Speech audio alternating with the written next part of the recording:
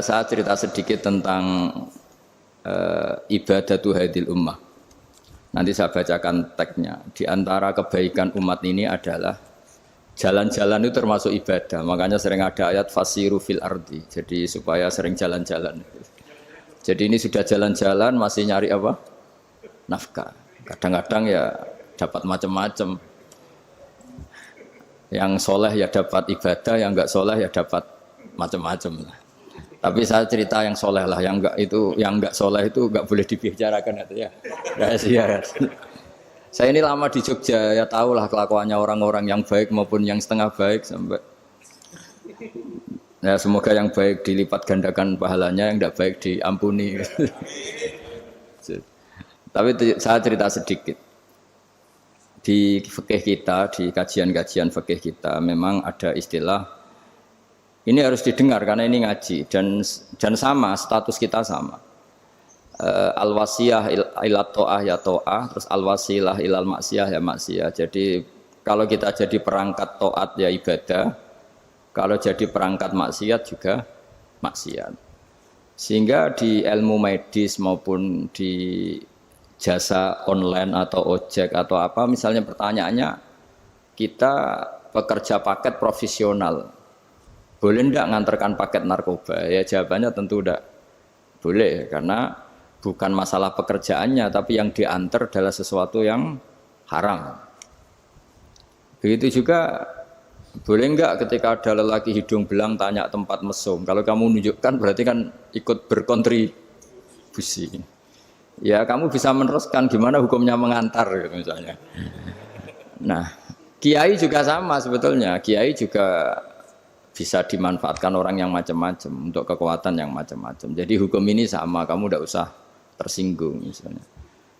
Kalau di fikih biasanya disebutkan menjual pedang pada begal juga enggak boleh karena digunakan yang tidak baik. Begitu juga misalnya apapun profesionalitas kita, misalnya paket, kita nganter ke paket yang apa? Paket ganja misalnya. Fikih ini harus kamu ketahui dulu sehingga hukum turunannya, ingat Allah misalnya, ini bisa kena. Kita tidak boleh ingat Allah dalam keadaan maksiat yang enggak diridani Allah. Karena mau tidak mau fikih ini hukum dasar. Sholat pun bisa kena semprit. Misalnya kita sholat karena tugas, bukan karena lillahi ta'ala. Makanya dulu itu ada guyonan Mas Wahyu itu, ada imam dari masjid besar di negara sebelah, tidak perlu saya sebutkan negaranya. Itu cerita imamnya itu digaji 100 juta per bulan, datang ke Surabaya gitu. Muadzinnya itu digaji 75 juta, keren. Terus ngerti imam di Indonesia naik ontel, sudah watok naik ontel, nggak ada yang gaji, musolanya jelek, terus sudah ada jepit, ada dia kerasan di musola karena sering dimaki-maki istrinya, sudah. Jadi itikafnya itu ya sambil menghindar itu, bukan. Makanya banyak masjid Indonesia itu banyak yang itikaf itu, karena di rumah ada betah, sudah diomelin nggak ada AC-nya. Sekarang masjid banyak AC-nya kan. Kamar mandinya juga gitu, di rumah sama di masjid bagus. Di masjid. Makanya pengurus masjid yang daerah-daerah sini sering cerita ke kita, kudu ngising ning omah Gus, mlayune moro masjid karena itu cerita. Indonesia itu negara yang enggak benar katanya. Imam dan muadzin tidak digaji. Terus dia cerita-cerita kebaikan negaranya dan buruknya negara kita. Lama-lama kiai itu mangkel. Kiai Indonesia itu kan cerdas-cerdas, meskipun jarang yang kaya tapi cerdas-cerdas. Dia muji negara. Lama kalahnya itu dibeginiin sama Kiai Indonesia. Makanya kamu sholat terus ya, takut potong gaji. Artinya kalau dia jadi imam karena digaji, efeknya adalah dia kalau bolos itu takut, nanti kan dipotong gaji. Lama-lama kalau sering bolos di PHK gitu. Artinya luar biasa Indonesia, imam itu tidak ada yang gaji tapi semuanya sholat istiqomah. Berarti kita ini top, datang ke masjid jadi imam tanpa ada yang gaji. Top mana? Top Indonesia. Semenjak itu si imam ini tidak pernah cerita kebaikan negaranya karena gaji imam. Indonesia dalam bernegara selalu begitu. Ketika kita tidak punya solusi transportasi, ada saja pihak-pihak swasta atau investor yang ingin menanamkan modal di investasi Grab dan sebagainya. Tapi saya tetap sebagai kiai mengingatkan status hukum fikihnya. Kenapa saya harus cerita itu? Karena fikih ini harus selesai dulu. Saya ulang lagi, fikih ini harus selesai dulu. Misalnya nganterin orang yang mau transaksi narkoba atau transaksi maksiat, atau tapi yang yakin. Kalau tidak yakin memang tidak haram. Tapi kalau yakin tuh memang kamu tahu benar-benar iyalah kira-kira gitu. Supaya taat itu ada di semua kehidupan. Sehingga nanti Indonesia kalau semuanya begini kan, yang cari sarana maksiat itu bahkan sekedar transportasi aja susah karena semuanya tidak mau misalnya. Paket juga gitu, yang mau ngedarkan narkoba kesulitan karena semua yang jasa paket tidak mau gitu. Begitu seterusnya, sehingga negara ini kita bantu bahwa awal ketidakbaikan di semua negara itu pasti karena maksiat. Maksiat itu mengganggu. Orang geger sama istri ya karena maksiat. Terus banyak kecelakaan itu rata-rata kata Pak Polisi juga karena maksiat. Jadi orang overdosis atau dalam keadaan mabuk nyupir.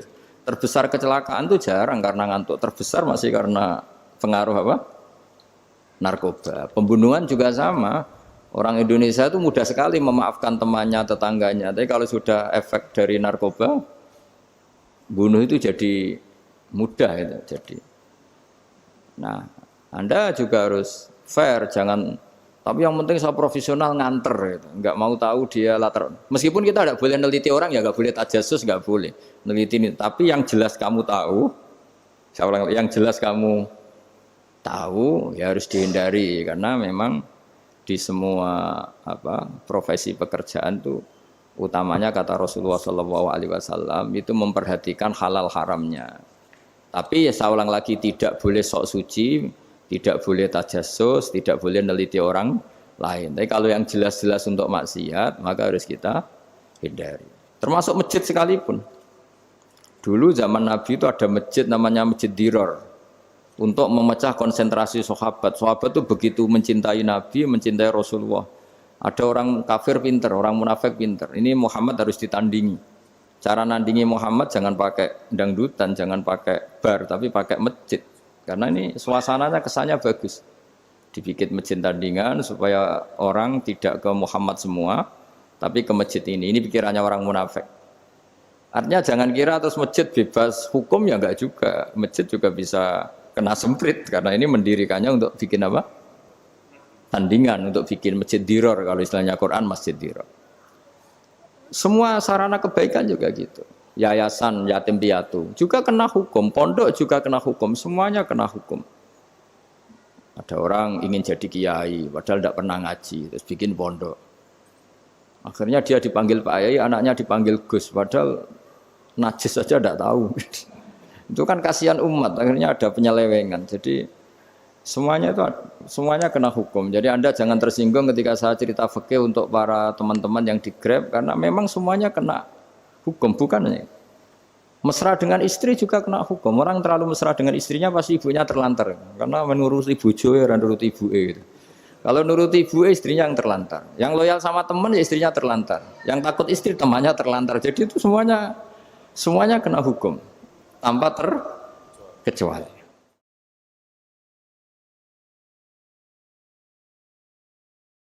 Nah, saya cerita sedikit tentang sholat karena orang-orang Grab ini banyak yang sholat, kemudian harus cepat-cepat.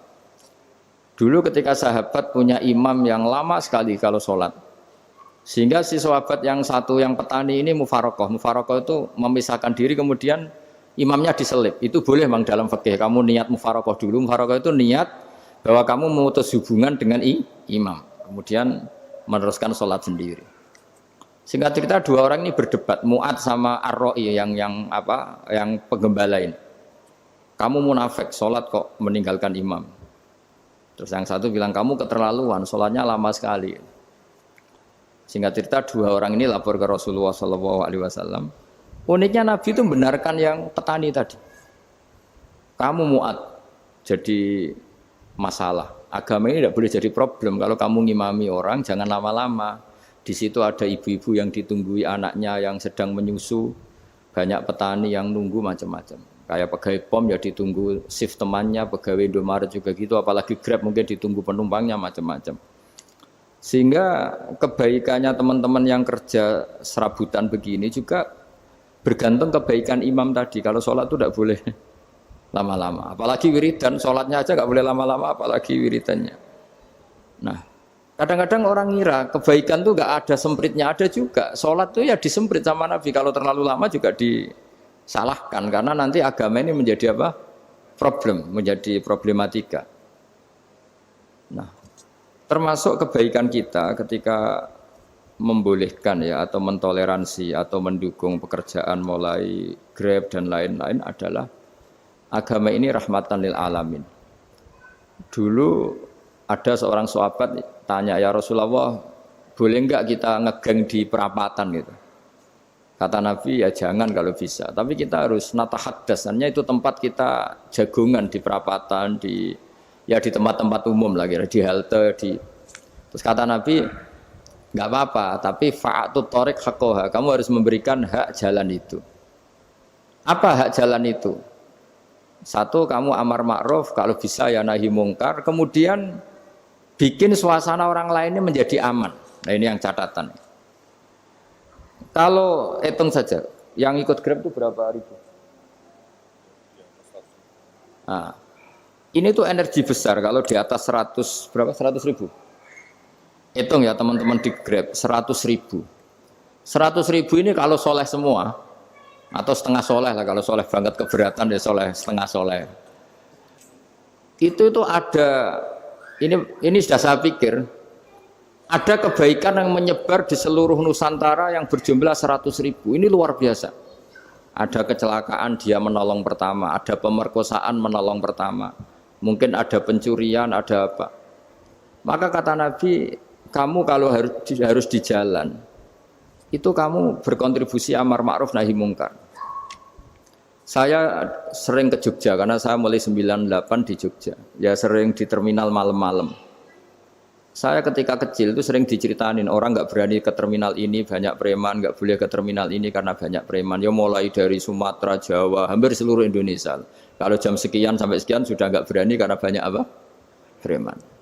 Itu uniknya, preman-preman itu selain dulu ditangani tentara dan polisi, itu urusan negara ya kali itu, dan kita ngapresiasi. Itu hilangnya yang permanen itu bukan saja ditangani ABRI dan polisi, TNI dan polisi, tapi ditangani kultur. Banyak mulai orang soleh, santri dagangan di situ, ada ojek mangkal di situ, supir taksi mangkal di situ. Terus di sini orang-orang soleh yang menghalau ketika ada perempuan digoda atau perempuan dicopet atau apa. Terus lama-lama jadi kultur bahwa kebaikan ini dominan. Setelah kebaikan dominan ini otomatis menyingkir sedikit demi sedikit. Jadi selain negara ini harus melakukan sesuatu yang seharusnya, yaitu menjaga masyarakat dari kriminalitas, sebetulnya yang paling awet dan paling mudah dilakukan itu tadi, kebaikan harus menjadi kultur bersama. Sehingga kalau terminal kemudian ada mbak-mbak jilbaban yang dagang, terus pak-paknya soleh, ada musola yang hidup, ojeknya juga gitu, terus supir taksinya. Lalu kebaikan ini menjadi nilai bersama. Saking jadi nilai bersama, ibu-ibu yang takut atas dirinya, nggak ngojek kecuali pak ini karena terkenal amanah, nggak naksi kecuali pak ini karena terkenal amanah. Dan kita Indonesia itu ingin seperti itu, sehingga amanah ini menjadi nilai bersama dan otomatis menjadi keamanan bersama. Corong Jawa itu tego nitipno anake karena dijamin aman, tego nitipkan istrinya juga karena dijamin aman. Nah kalau kebaikan ini juga menjadi satu nilai jual dan kita bisa mengawal secara serius, itu alhamdulillah betul. Nah dimulai dari mana? Satu, mental kita takwa. Kedua, sistem sosial, bahwa kita terkoneksi oleh indukan ya, juga terkoneksi oleh kepolisian. Maksudnya karena kita terdaftar, kalau ada anak hilang kan tinggal ini yang bawa wahyu misalnya. Jadi saya mohon, semohon-mohonnya, kebaikan ini harus jadi nilai bersama. Setelah terminal itu banyak orang baik, otomatis yang ini tuh menyingkir. Akhirnya apa? Nanti yang bos-bosnya toko itu ya hanya nitipkan sama orang soleh. Yang mau nge-grab juga hanya titip sama yang soleh. Begitu seterusnya. Sehingga jadi siklus kebaikan yang bersama. Nah, ini yang dimaksud Quran wa tamiru bainakum bima'ruf. Iktimar itu namanya urusan bersama. Ya, saya ulang lagi ya. Jadi orang Arab kalau bilang iktimar itu urusan bersama. Sehingga bahasa Arabnya konferensi besar itu kalau di NU disebut apa? Muktamar. Muktamar itu menjadikan urusan publik dirembuk, itu namanya apa? Muktamar. Nah, di antara kebaikan yang diinginkan Islam itu wa tamiru bainakum bima'ruf. Urusan kebaikan ini menjadi urusan apa? Bersama. Ya saya contoh itu kecil saya itu mesti dikandani sama orang-orang tua, jangan di terminal ini sampai jam ini. Jangan di perapatan ini ketika sudah jam begini. Tapi barokahnya orang soleh bertebaran di mana-mana itu. Yang tukang Grab ya di mana-mana, yang penjaga toko ya banyak yang soleh, yang ngojek, yang macam. Sehingga di terminal itu nyari tempat sholat ya gampang, cari tempat duduk ya gampang, nyari orang amanah ya gampang. Bahkan lama-lama yang nggak amanah ini nggak laku. Dan ini yang kita inginkan. Dan ketika nggak laku, akhirnya dia kalau ingin laku harus amanah. Atau ingin laku harus tobat. Nah, agama ini urusan bersama, sehingga Allah mengistilahkan wa tamiru bainakum bima'ruf. Jadikan kebaikan ini urusan bersama. Sehingga karena ini urusan bersama, ketika kita jadi kiai juga harus, kalau misalnya tadi ada Gojek kok makmum, atau Grab kok makmum, atau supir bis kok makmum, kiainya harus cepat sholatnya. Jangan baca surat Baqarah. Nanti diomel-omelin penumpangnya. Begitu juga ibu-ibu menyempatkan jamaah, waktunya tidak lama, di rumah sudah ditunggu anaknya yang masih menyusu. Makanya Nabi ngendikan idza amma ahadukum as-sholata falyukhaffif. Kalau kamu jadi imam, sholatnya harus relatif cepat. Fa inna fihim ad-dhaif badal hajat. Di antara makmum itu yang banyak punya urusan. Selain ada yang lemah, ada yang punya banyak urusan.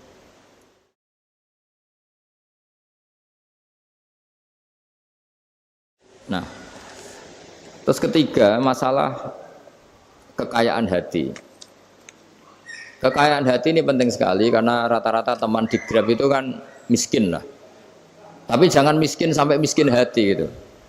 Bahwa kamu nyari nafkah itu sudah ibadah, berkelana di bumi Allah juga ibadah, menyaksikan macam-macamnya orang itu juga ibadah. Bahkan menambah khazanah ilmu.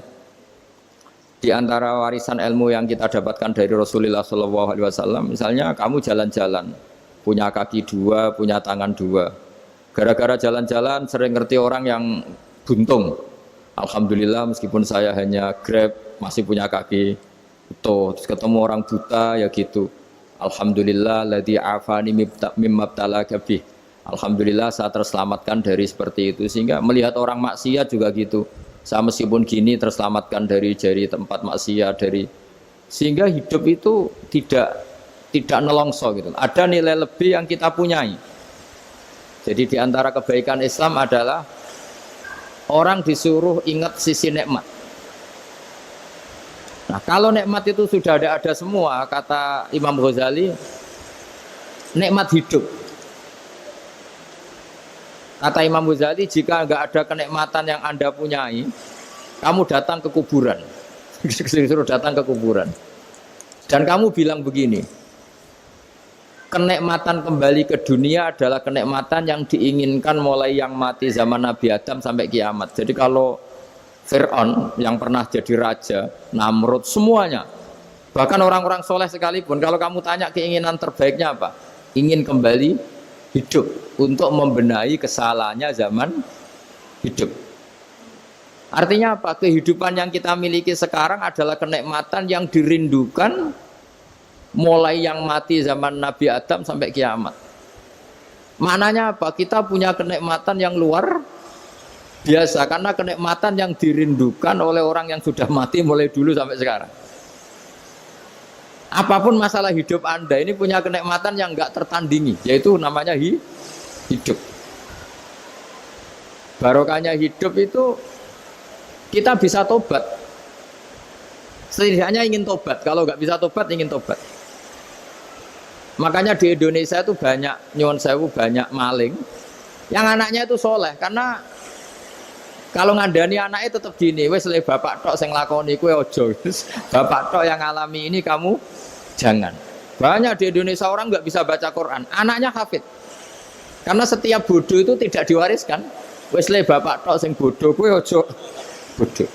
Mungkin teman-teman di Grab juga gitu, wes bapak tok cong sing nasibe ngene kowe ojo. Jadi kebaikan begini itu akan terus-menerus diwariskan.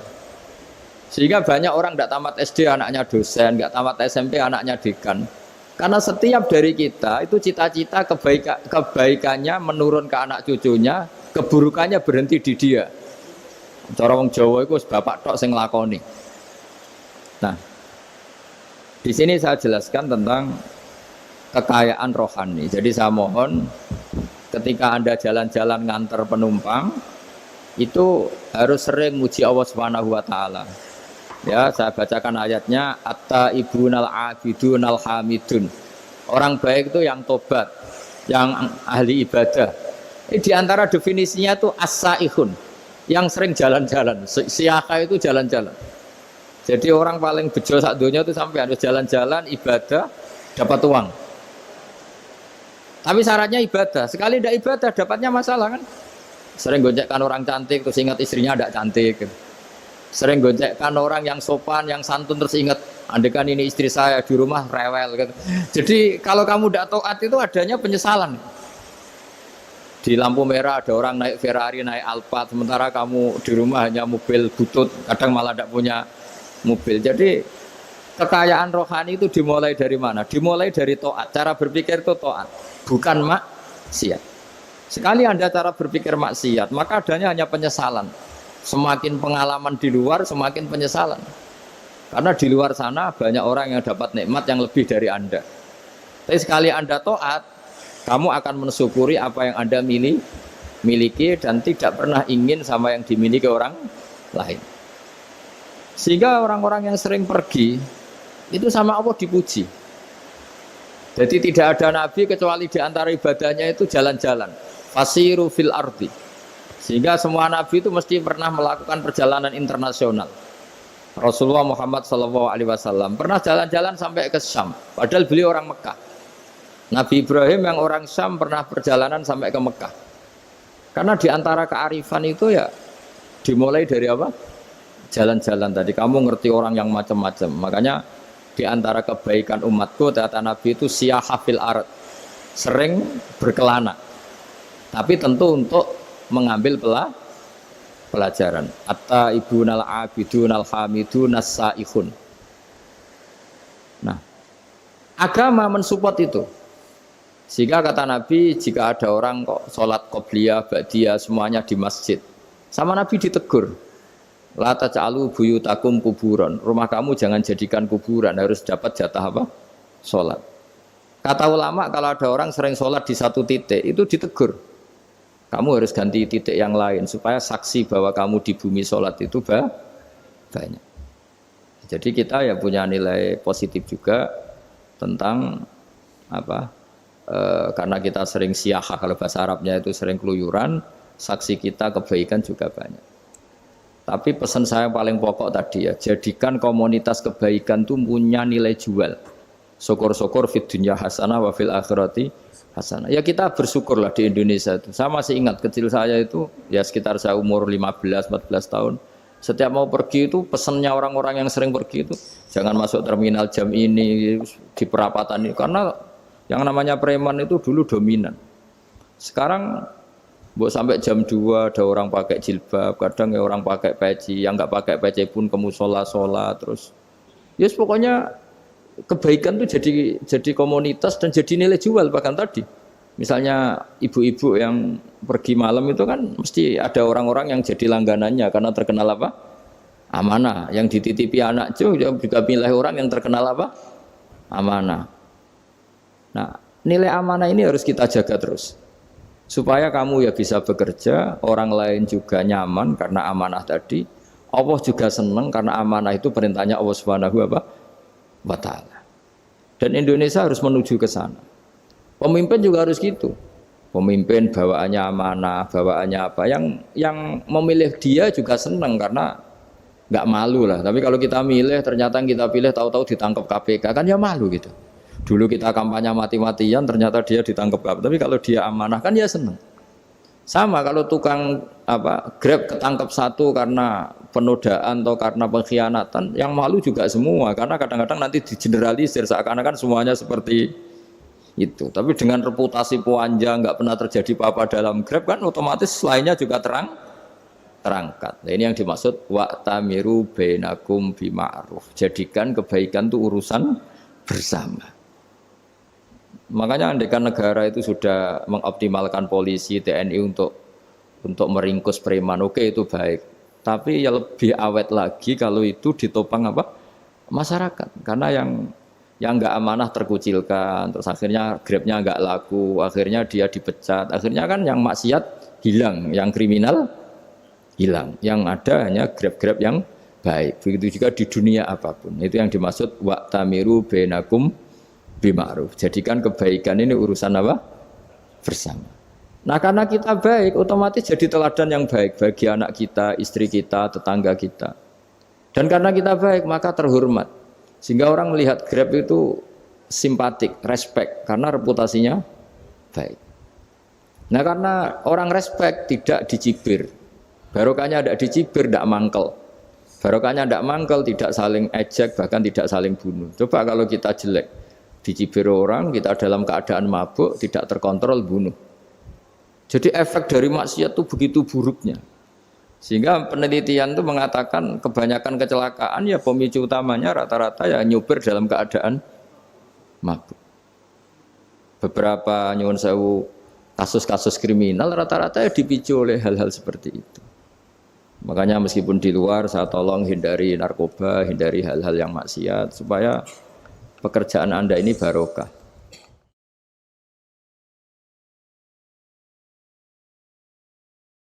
Kemudian yang terakhir saya beri ijazah tentang Al-Fatihah ya, karena ini surat yang populer. Kalau saya ijazahi Quran 30 juz pasti sampean nggak hafal. Atau ijazah surat Baqarah, kalau mau Baqarah mau. Ijazahi surat Baqarah mau 2 juz setengah. Mau Mas Asep? Ya Fatihah aja yang gampang ya. Nah, udah. Ya kulhu Fatihah ini paket ringan ini. Tapi pahalanya besar. Ini beda ya, artinya selama ini mungkin Anda baca tapi monoton ya. Tapi ini saya bacakan teks aslinya tentang istilahnya itu mazaya itu kelebihannya Fatihah. Saya baca Arabnya dulu, nanti ini terakhir ya, ijazah tadi kan saran-saran umum tentang sosial. Ya, pokoknya jadikan kebaikan itu punya nilai sosial yang baik lah. Jadi nanti orang yang nggak amanah nggak laku, ya calon bupati, gubernur, presiden yang nggak amanah juga nggak laku. Begitu juga kiai yang tidak amanah juga nggak laku, suami yang nggak amanah juga nggak laku, istri yang nggak amanah juga. Sehingga kebaikan ini jadi nilai sosial yang dalam tanda kutip sudah keniscayaan. Yang diinginkan Allah itu seperti itu, bukan kebaikan yang dipaksakan karena kekuatan negara. Maksudnya kalau bisa kebaikan itu tidak usah dipaksakan. Memang sudah satu kebutuhan. Kayak cerita-cerita di negara maju itu, bahkan apapun jatuh itu nggak ada yang ngambil itu. Makanya gambarannya Mekah Medina kan gitu kan, barang jatuh nggak ada yang berani ngambil. Itu saking sudah jadi sistem. Sehingga banyak negara di Eropa itu yang sampai nggak punya tentara, nggak punya polisi karena kebaikan itu sudah. Nah kita kan masih capek, polisinya aja capek, apalagi masyarakatnya karena kebaikan itu belum jadi nilai bersama. Nah kita selain ditopang negara, ada polisi, ada tentara, itu kita usahakan kebaikan itu jadi nilai bersama. Tadi wa'tamiru bainakum bima'ruf. Dan kita punya reputasi yang bagus dalam bab ini. Saya masih ingat kecil saya itu yang jilbaban hanya keluarga kiai. Sekarang rata-rata masyarakat itu jilbaban. Dulu yang sekolah SMP, SMA itu jilbaban kadang dulu malah dilarang ya, harus sama seperti itu seragamnya. Sekarang sudah boleh. Dan nyaman. Lama-lama yang dapat simpatik ya yang pakai pakaian model tertutup seperti itu. Lama-lama gamane cara wong golek mantu ya golek yang seperti itu daripada yang blodor. Lama-lama jadi nilai bersama. Ya ingin saya seperti itulah. Di terminal juga sama. Orang mau makan cari warung yang kelihatan ada ayat kursinya, pakai jilbab atau paling enggak dia nggak mungkin lah nyuguhkan yang tiren atau yang haram. Kan ada garansi sosial, ada apa? Ada garansi apa? Sosial dengan penampilan yang soleh itu kan masa iya nyuguhkan oplosan babi gitu misalnya itu. Jadi nilai sosial itu harus ya tadi harus benar-benar jadi nilai sehingga negara biar gak capek-capek itu. Polisi juga gak capek kan karena tugasnya corong Jawa mau ngawat-ngawati tok tapi sudah tidak perlu tegang karena kebaikan sudah jadi nilai apa bersama. Ya ingat-ingat ya ayatnya tadi wa tamiru bainakum bima'ruf. Jadi kebaikan itu harus jadi nilai bersama. Iktimar itu menjadi urusan bersama. Makanya kalau kita rapat besar disebut apa muktamar. Muktamar itu urusan bersama. Ya tadi imamnya sholat juga menopang Gojek karena enggak lama-lama nopang Grab, nopang Kernet, nopang penjaga Indomaret, penjaga bensin, pom bensin. Lah dia hanya punya waktu 5 menit terus imamnya baca Baqarah kan. Iya imamnya mursyid, mungkin dia tambah lama tambah dapat aplaus dari muhibbinnya, tapi makmumnya dia tambah lama tambah dapat penghormatan dari pecintanya, tapi kitanya wah khusyuk wali kan dia dapat status naik lah, kita yang sudah tidak ikut jadi wali diganggu apa pekerjaannya. Kalau ada imam seperti itu sampai mufarokoh saja, niat ya Allah sampai sini saja saya makmum orang itu, silakan orang itu punya urusan sendiri dengan jenengan ya sudah atau salib saja apa. Nah, itu boleh kalau dalam fikih namanya apa mufarokoh. Mufarokoh itu niat, tapi kamu jangan langsung selonong mufarokoh, niat dulu pamit sama Allah bahwa sekarang mau mufarokoh. Ya, tapi ya jadi sholat yang aneh kan, imamnya masih rukuk, kamu terus sujud, terus apa-apa selesai ya. Mungkin dalam pandangan itu orang lain ini maksudnya makmum gimana ini kok begini. Tapi sudahlah Allah Maha tahu. Insya Allah dimaklumi. Ya saya baca tentang Fatihah ya, karena sampean pasti sering baca Fatihah. Supaya apa sekaligus jadi jimat lah gitu. Jadi kalau kamu sering di jalan-jalan yang mungkin sepi atau mungkin kan tidak semua teman Grab itu nasibnya bagus yang di Semarang Jogja. Mungkin yang di Kalimantan di Papua kan ada yang 10 kilo gak ketemu rumah, ya kan? Ya lihat di TV-TV itu kan kasihan kan. Sudah 10 kilo gak ketemu rumah, penumpangnya kewekar preman tuh kan. Ini makan orang enggak kan gitu. Kan ujiannya dua. Kalau penumpangnya cantik itu ya kecoba syahwat, kalau preman takut. Jadi orang itu selalu ujian itu. Sing sedengan itu kan jarang orang itu. Jadi kalau penumpangnya perempuan cantik ujiannya itu syahwat, kalau preman ujiannya ketakutan. Kalau orang yang lemah bawa uang ujiannya kamu ingin garong. Jadi hidup itu memang semuanya ujian. Liyabluwakum ayyukum ahsanu amala. Makanya saya sering ditanya oleh teman-teman, Gus, nah ujiannya kenal wong wedok elek piye sama? Kenal wong ayu ujiane syahwat, kenal wong elek ujiane ngenyek, itu sama-sama dosa. Syahwat ya dosa, ngenyek juga dosa. Welek keriting untune metu ya dosa ngomong gitu.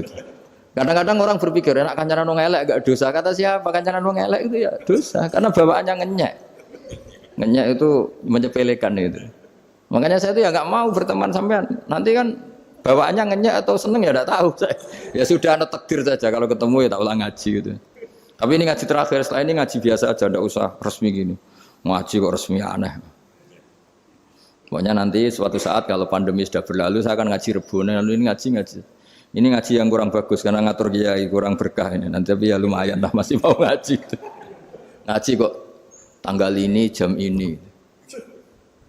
Sekarang suatu saat kamu tak panggil, Mas Wahyu datang ke sini jam ini tidak mesti bisa.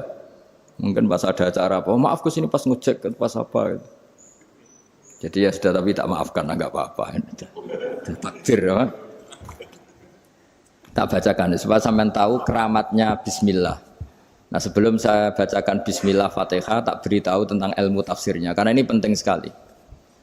Fatihah itu dawuhnya Allah, tentu itu dawuhnya Allah. Saya ulang lagi itu kalamullah. Tapi yang sudah diberikan kesampaian ke kita semua. Sehingga seakan-akan itu menjadi dawuhnya kita ke Allah.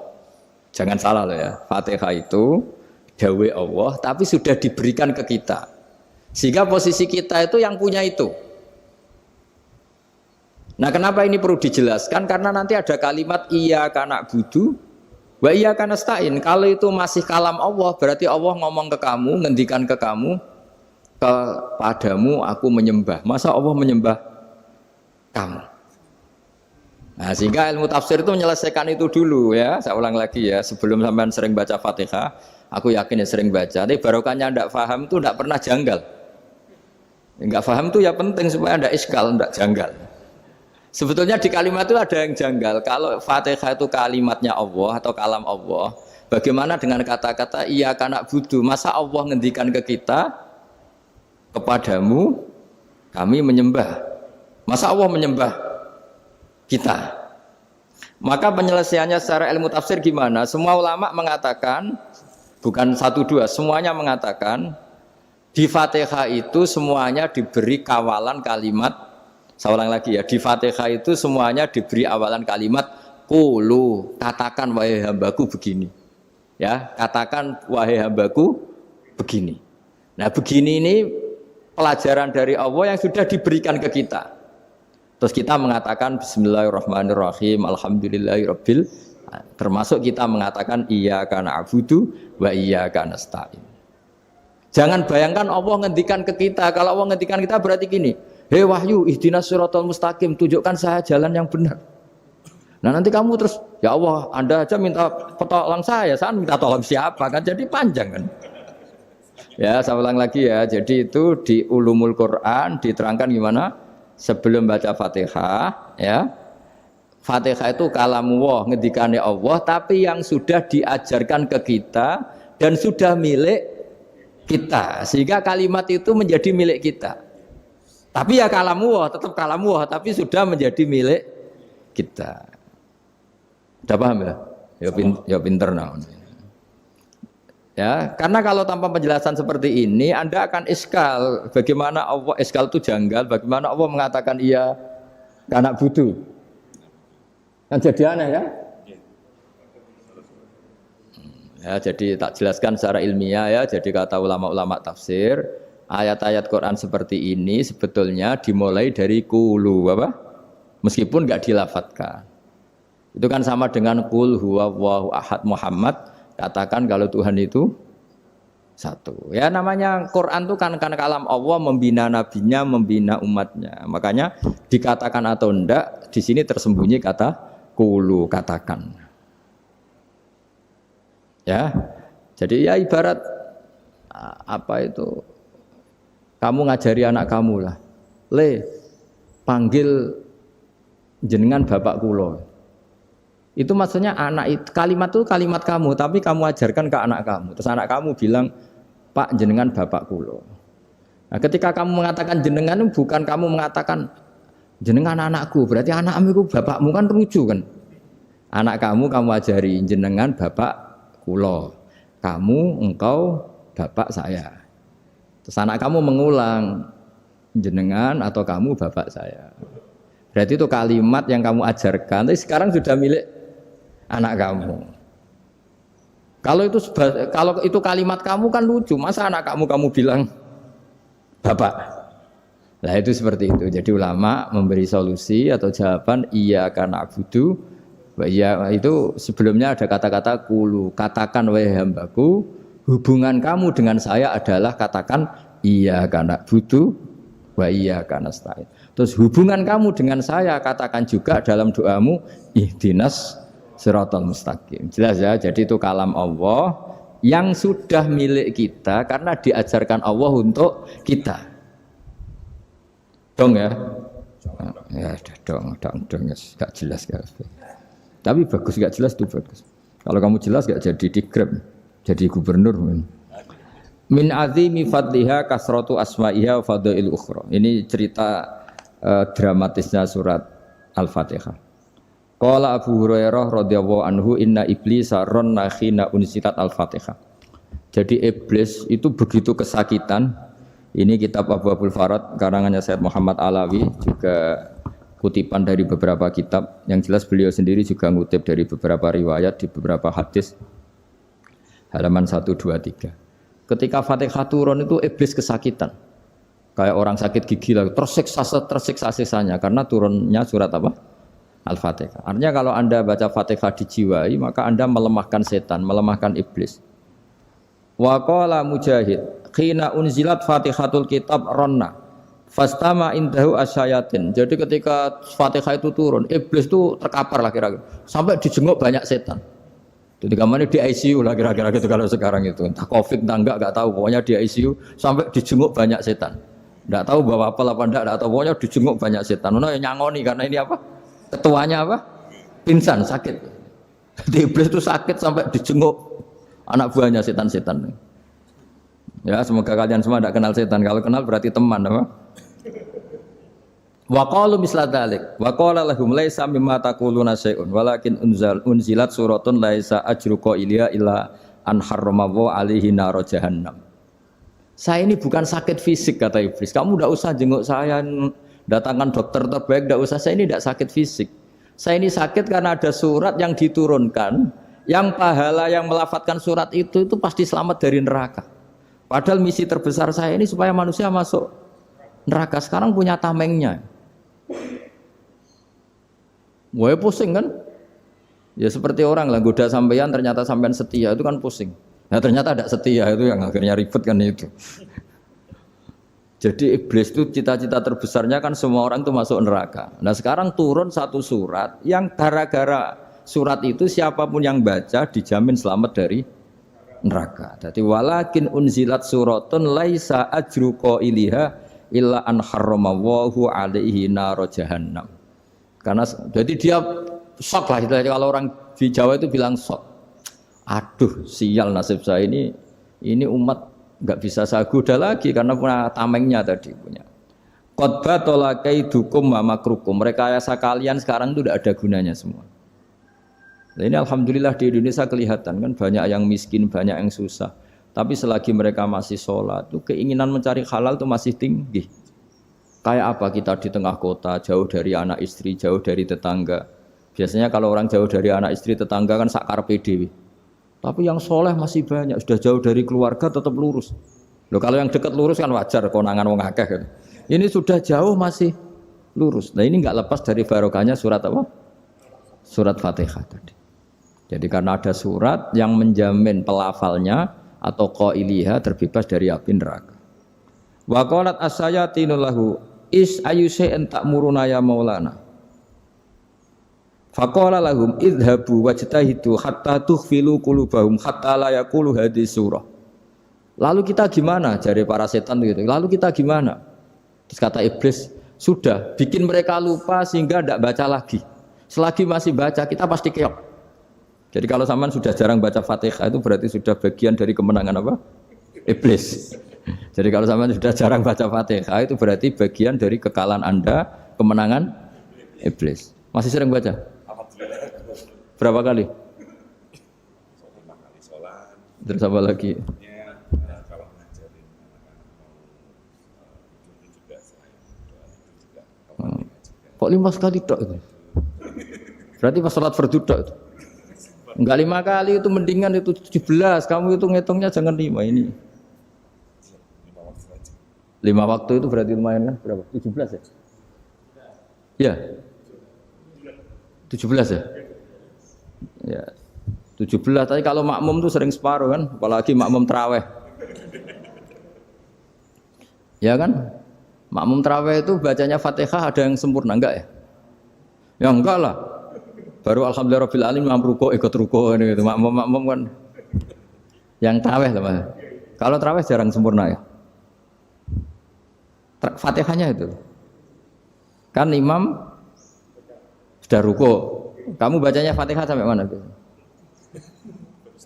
Baru setengah ya. Ya paling pas tarawih aja kan enggak sempurna ya. Apalagi kalau imamnya sing kilat tuh waduh malah. Nah, ketika Fatihah itu sebegitu keramatnya, sebegitu topnya, itu setan rapat singkat cerita itu yang tadi dipimpin oleh iblis yang sedang terkapar apa? Terus tali obatnya enggak ada, cuma dia shock karena ada surat yang turun yang melafatkan itu pasti selamat dari apa? Neraka. Nah ini gimana saran Anda? Terus sarannya adalah bikin orang-orang itu lupa tidak baca Fatihah. Nah ini rapatnya iblis. Idhabu wajtahidu hatta tukhfilu qulubahum hatta la yaqulu hadhihi surah. kala yuksiru qiraataha wa la yakunu lahum ajrun wa thawabun bal yakunu lahum adzabun wa iqabun.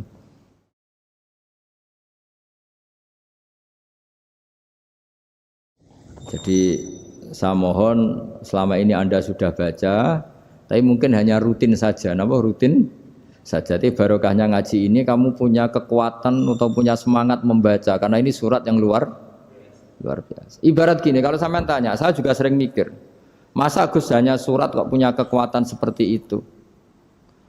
Di dunia ini kata Allah, mulai Nabi Adam sampai kiamat, nggak ada yang bisa menandingi kekuatan kalimah. Kalimah itu kata-kata, nggak ada yang bisa menandingi kata-kata. Misalnya Anda nge-grab, berangkat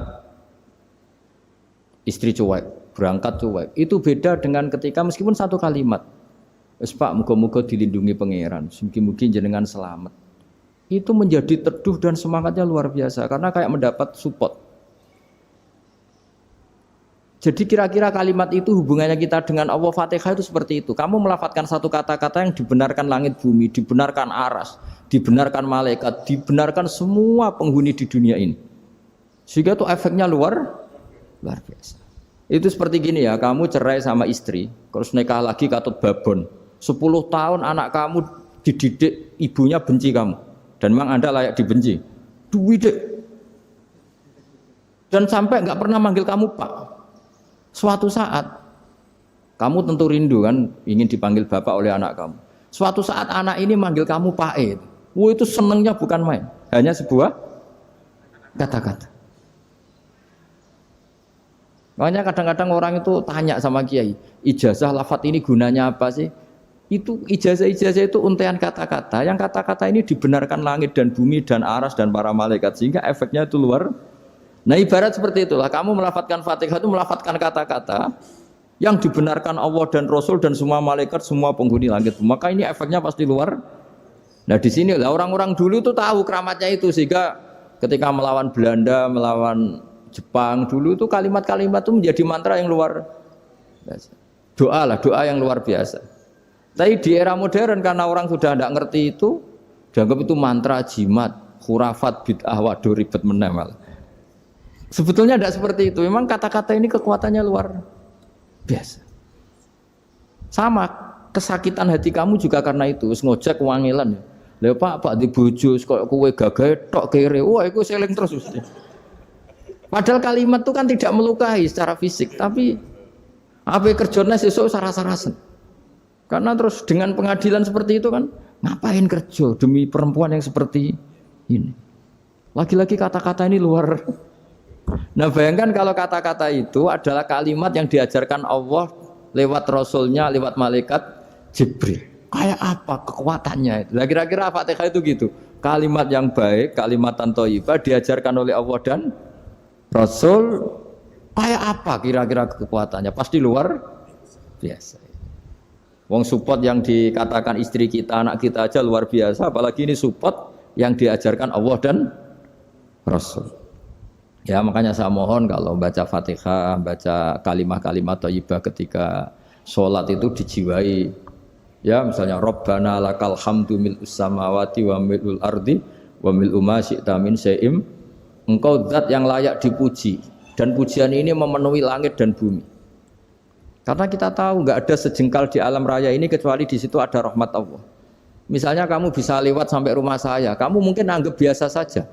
Coba kalau ngalami likuifaksi, tahu-tahu bumi ini ambles, bisa ngelewati yang likuifaksi itu luar.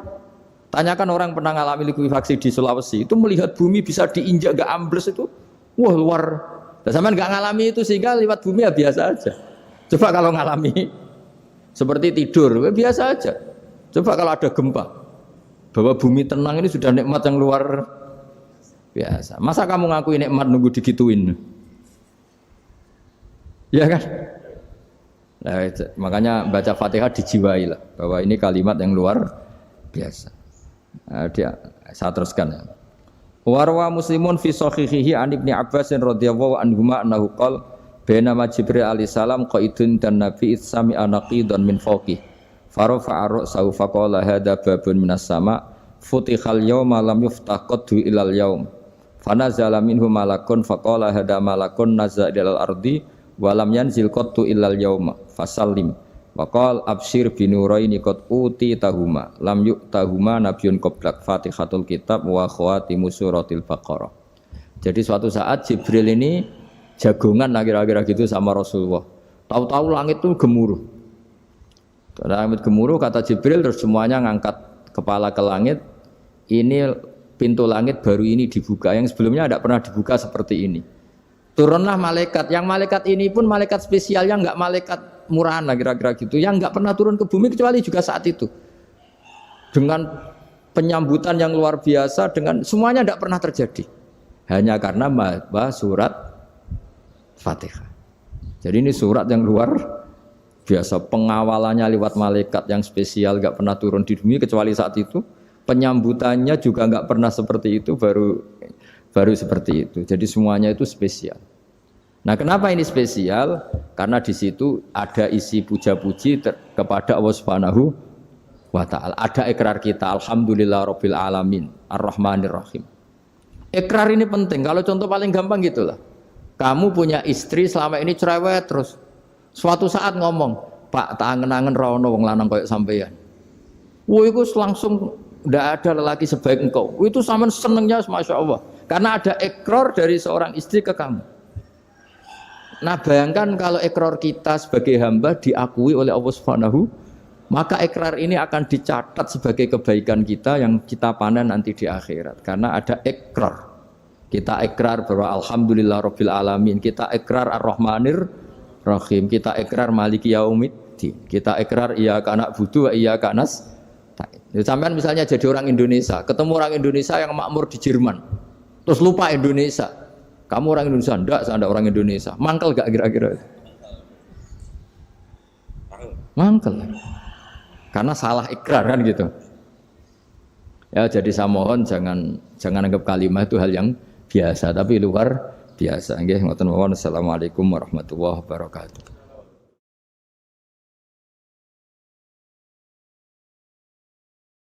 Saya berkali-kali kampanye di mana-mana lah, kampanye dan menganjurkan. Di antara catatan dalam Suhufi Ibrahim wa Musa kan ada kan di Quran itu yang dinamakan lampiran-lampiran wasiatnya Nabi Ibrahim dan Nabi apa? Musa. Itu di antara catatannya begini. Orang yang punya akal itu adalah orang yang bisa menikmati sesuatu yang baik. Misalnya gini, contoh gampang gini. Kamu punya anak pertama atau punya anak yang masih kecil, itu gendong tuh senangnya bukan main. Melihat anak sehat tuh senangnya bukan main. Mungkin saat itu banyak orang yang sedang maksiat dengan perempuan nakal atau dengan teman-teman nakalnya, yang nganggap seperti itu tidak nikmat. Tapi andekan ini ditimbang ya ditimbang. Yang maksiat betulan, misalnya paling ukuran bahagianya itu 70%. Tapi yang ini, yang nimang anak baru lahir atau masih kecil, corong Jawa ngeloni anak, bisa saja bahagianya itu sampai 100%. Artinya selama ini kesalahan kita adalah nganggap maksiat itu pasti menyenangkan dan taat itu tidak menyenangkan. Makanya saya berkali-kali fatwa, untuk melawan kenikmatan maksiat, orang harus terbiasa menikmati taat, menikmati kebaikan. Jangan kira kita nimang istri nikmat, nimang anak nikmat, ketemu teman yang lama tidak ketemu juga nikmat. Artinya kita akan melewati berjam-jam untuk jagungan sama teman, sama anak, sama istri. Dan itu harus kamu nikmati supaya mengganti tidak berkebutuhan nikmat yang lewat jalur maksiat. Jadi saya mohon sarana-sarana yang menyenangkan itu, yang taat itu kita maksimalkan. Makanya bapak saya itu sering pesen, kowe nak ngaji sing guyon, sing seneng. Nganti wong maksiat itu karena cari kesenangan. Coba kalau kesenangan itu sudah didapatkan saat taat, maka tidak butuh lagi kesenangan yang berbentuk maksiat. Makanya orang-orang wali dulu kalau sudah sholat itu gak bisa berhenti karena merasa nikmat. Makanya Nabi pernah ngendikan wa qurratu aini fi sholat, nyaman saya itu kalau sedang sholat. Itu tadi. Bayangkan kalau besok itu pasti mati. Makanya latihannya harus gitu. Bayangkan besok itu pasti mati. Berarti itu hari terakhir kamu. Ya, dengan merasa hari terakhir itu kalau kamu maksiat kan malu. Waduh, saya mati pas. Makanya sholli sholata muwaddiin, kamu sholat seakan-akan itu sholat terakhir. Dan bayangkan akhirat itu wa'mal li akhiratika ka'annaka tamutu, dan bayangkan akhirat itu besok kamu mati. Sehingga ketemu istri ya seneng karena ini pertemuan terakhir, ketemu anak ya seneng ini pertemuan terakhir. Sholat juga tenanan karena ini sholat terakhir. Sehingga kalau mau maksiat tuh takut, jangan-jangan ini kehidupan saya terakhir kok tak pakai seperti ini. Nah, jadi di antara resepnya itu apa tadi? Nganggep ya ibadah itu menyenangkan. Nah, gitu. Terus pinter.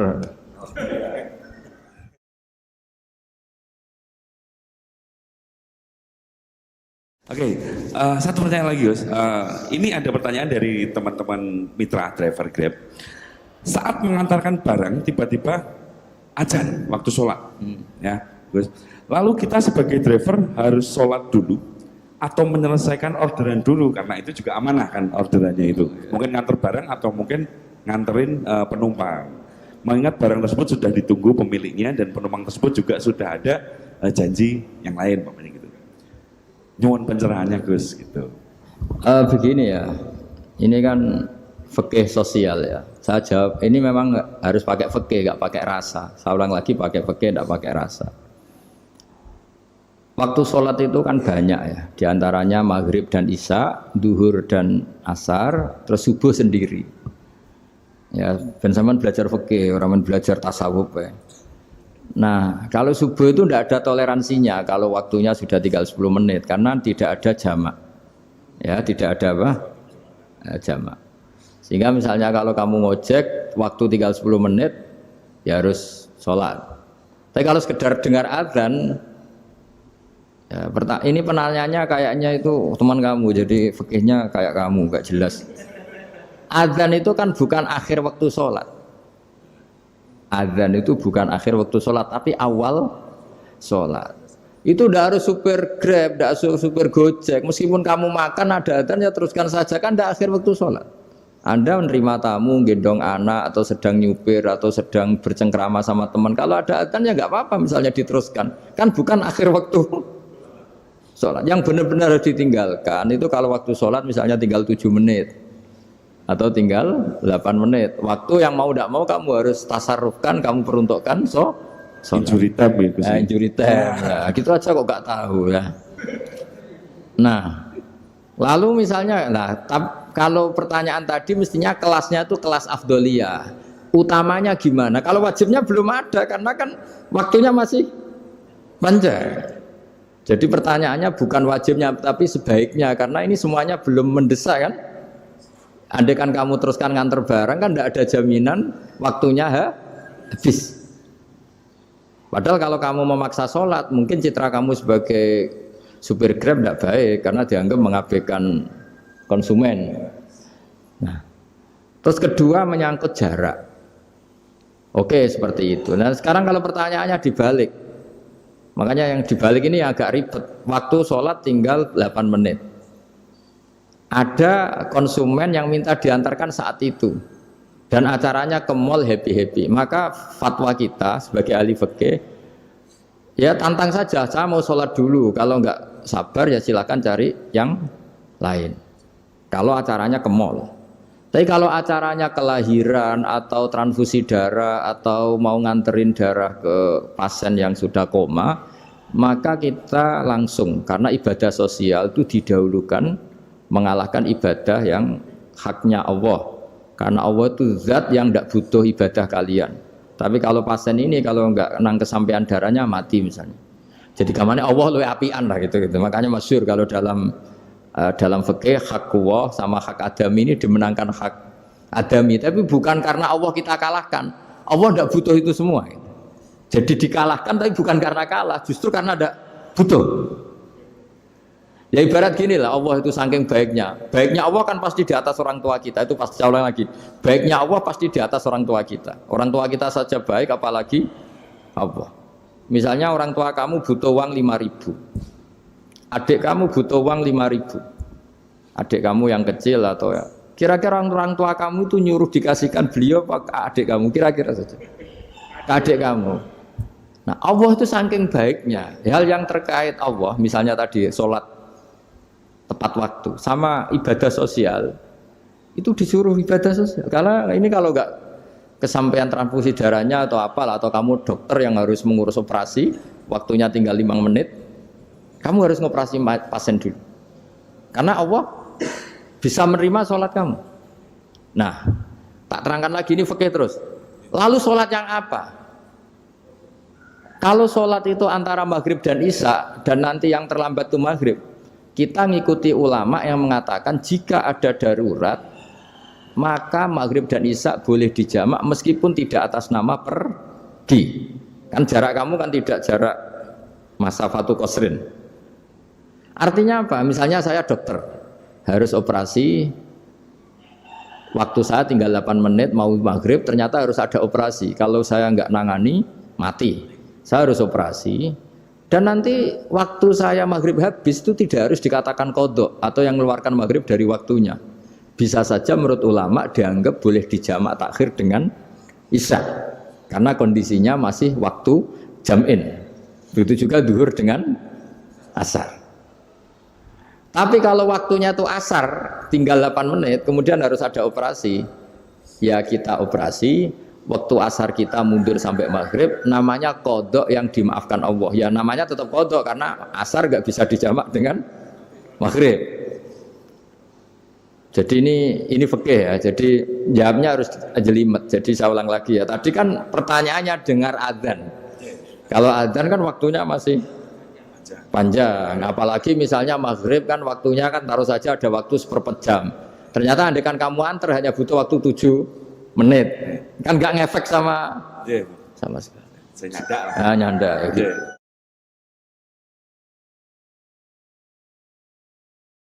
Kalau ada driver dapat orderan food, nganterin makanan, tapi makanannya non halal, niku fakihipun pripun? Nah, makanya itu tadi ya. Kamu tahu betul kalau itu non halal loh? Kalau itu sudah tahu pasti non halal. Nah, ya, tadi. Daging Tyrannosaurus, nonton mungkin. Ya makanya tadi itu memang PR kita di semua profesi. Saya ulang lagi, itu PR kita di semua profesi. Jadi ya itu makanya pentingnya istighfar tuh di situ tuh sudah kita sebagai ulama menghalalkan tidak mungkin, mengharamkan kamu juga demo, ini pekerjaan guys. Tapi yang jelas itu tidak bisa dihindari. Ya sama lah seperti orang di bus itu. Kadang-kadang kan didoain, semoga semua penumpang hasil ke tempat masing-masing, dan kalau ada copet berarti kan doain copet juga hasil tujuannya. Jadi di semua profesi itu resikonya. Makanya tadi saya bicara tentang fikih. Kaidah umumnya menolong maksiat itu ya bagian dari maksiat, menolong taat itu bagian dari taat. Mau tidak mau harus ada hukumnya. Setidaknya barokahnya tahu hukum. Kalau kita salah belum istighfar gitu. Sudah salah nggak merasa salah itu. Jadi barokahnya tahu hukum itu paling enggak kan kita ya istighfar lah. Kan ya tadi seperti paket misalnya, kan ada saja orang paket yang jelas-jelas barangnya itu haram. Tapi atas nama profesionalitas kan mungkin tetap dikirimkan. Tapi barokahnya ngerti hukum, dia istighfar. Nah, tapi karena kalau kita menyarankan sudah ada usah pekerjaan yang lain banyak nanti kan rai-rai potongan tawakal dikandani ngono kan ya repot deh. Nah kalau kita kiai guys, gak apa-apa, serius pangeran suge. Menurut sampean saya terus nuntut, Gus saya karena fatwa jenengan saya sekarang miskin ini gimana pertanggung jawabannya? Ya ribet kan? Tapi saya ulang lagi itu seninya ngelola kehidupan semuanya seperti itu. Jadi makanya kita nggak pernah berhenti berdoa, Rabbana dzolamna anfusana, karena dalam sisi semua hidup kita itu pasti ada unsur nggak benernya gitu. Ya saya ulang lagi, pokoknya kaidah umumnya itu menolong taat itu ya ikut bagian dari taat, menolong maksiat ya bagian dari maksiat. Tapi ya tadi ya kita harus istighfar. Karena cuma tadi yang jelas-jelas maksiat dan kita tidak tajassus. Saya ulang lagi, tidak tajassus itu neliti wong nanti jelimet. Jadi misalnya ada perempuan mau ngojek ke sini ya diantar saja, jangan tanya detail. Itu apanya Mbak? Hubungannya dengan kamu apanya? Wah ya ribet kalau jadi kepo. Jadi kepo ya tidak perlu gitu. Hanya sudah umumnya orang saja sudah. Nah, lama-lama juga gitu. Kalau ada bapak-bapak main itu ke siapa Pak? Tujuannya laki apa perempuan Pak? Surat nikah mana Pak? Surat nikah mana? Saya sudah nikah sangat. Geng.